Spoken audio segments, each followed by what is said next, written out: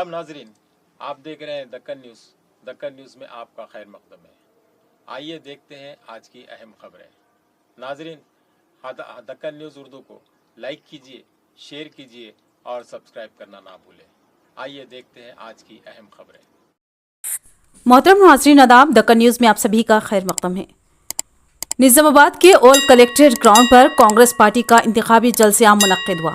इस जलसे-आम में रियासती वज़ीर आला रेवंत रेड्डी ने मेहमान खुसूसी की हैसियत से शिरकत की। इससे कबल सीएम ने कांग्रेस पार्लिमानी उम्मीदवार जीवन रेड्डी के पर्चा नामजदगी प्रोग्राम में हिस्सा लिया। बादशाह जलसे-आम से मुखातिब होते हुए सीएम रेवंत रेड्डी ने बताया कि दस्तूर के तहफ़्फ़ुज़ के लिए और आईन तहफ़्फ़ुज़ के लिए ये इंतखाबात अहमियत के हामिल हैं।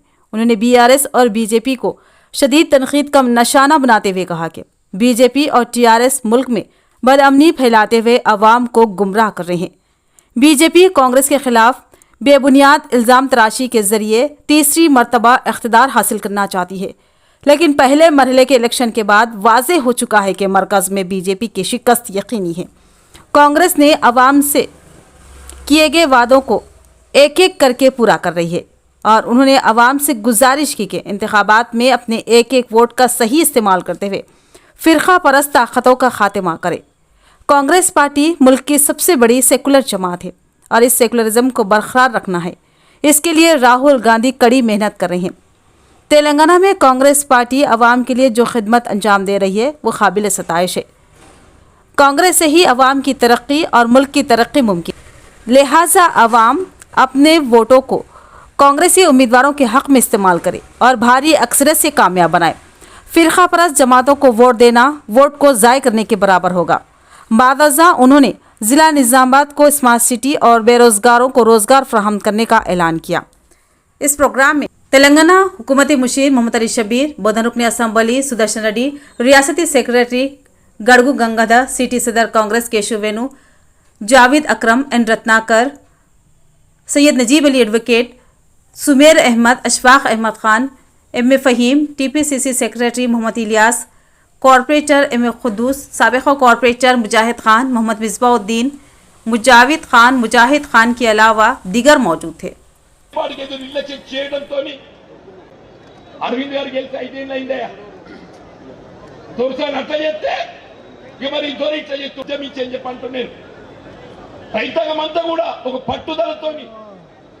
రాజకీయాలకు అతీతంగా కాదు కదా నాయన, 5 ఏళ్ళు గడిచింది.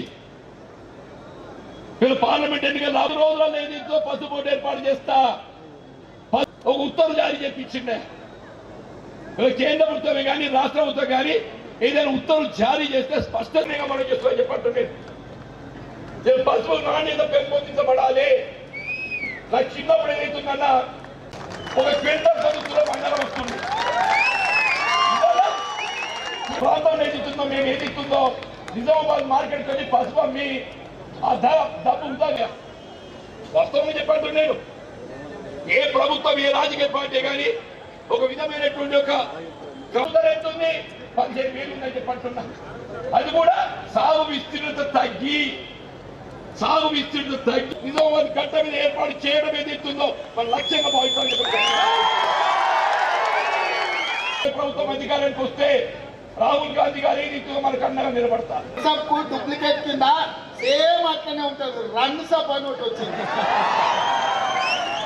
ఏమయ్యా మిత్రమా అరవింద్, పసుపు బోర్డుకు స్పైసెస్ బోర్డుకు తేడా తెలియని అనే మా రైతులు ఆకాశం వంక ఇట్లా చూడకుంటేనే మప్పులు ఎప్పుడైతే మేఘాలు ఎప్పుడు కమ్ముకుంటాయో, వాన ఎప్పుడు కురుస్తుందో, పసుపు ఎప్పుడు వేయాలో, కందులు ఎప్పుడు పండించాలో, మిర్చి ఒడ్లు ఎక్కడ వేయాలో, ఏ భూములు వేయాలో తెలిసిన వాళ్ళు మా నిజామాబాద్ జిల్లా రైతులు.